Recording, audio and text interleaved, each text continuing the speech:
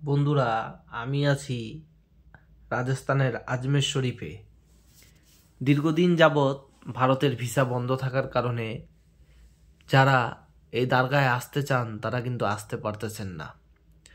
তো আমি আসলে এই দরগায় এসেছি। আজকে ছুটি ছিল।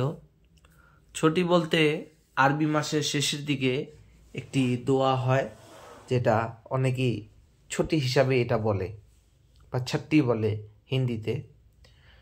তো আমি এটা ভেবে আসিনি। আমি যখন আসছি ভাবলাম একদিন দুই দিন থাকবো, নিরিবিলি থাকবে, চলে যাব। কিন্তু প্রচুর মানুষ, সাথে বৃষ্টি আর এত ঠান্ডা আবহাওয়া যে আমি আগে কখনো পাইনি। আমি এর আগেও 2বার আসছিলাম। তো আপনারা এই আয়োজনটা কারা দেখছেন বা আসছেন অবশ্যই তো বলবেন কমেন্টে।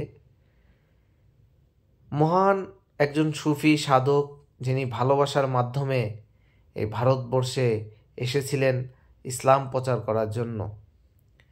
588 খ্রিস্টাব্দের মাঝামাঝি ওনার জন্ম হয়েছিল। 1192 খ্রিস্টাব্দে উনি লাহোর হয়ে, দিল্লি হয়ে এই ভারতের আজমেরে আসছিলেন।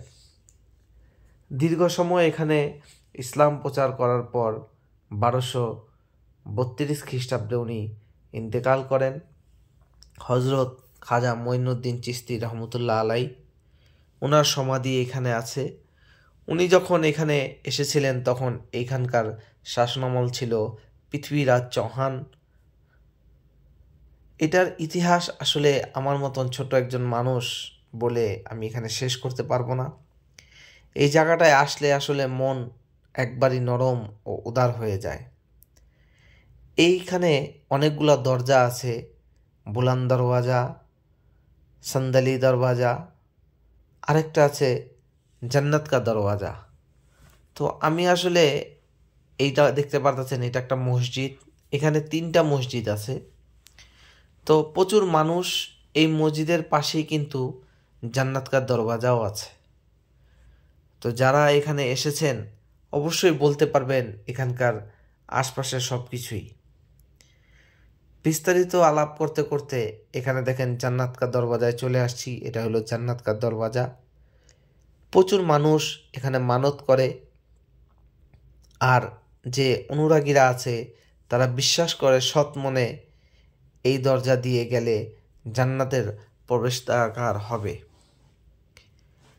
যদিও এটা কাল্পনিক, কিন্তু কথা হলো মানুষের মানার উপরেই তো সব কিছু।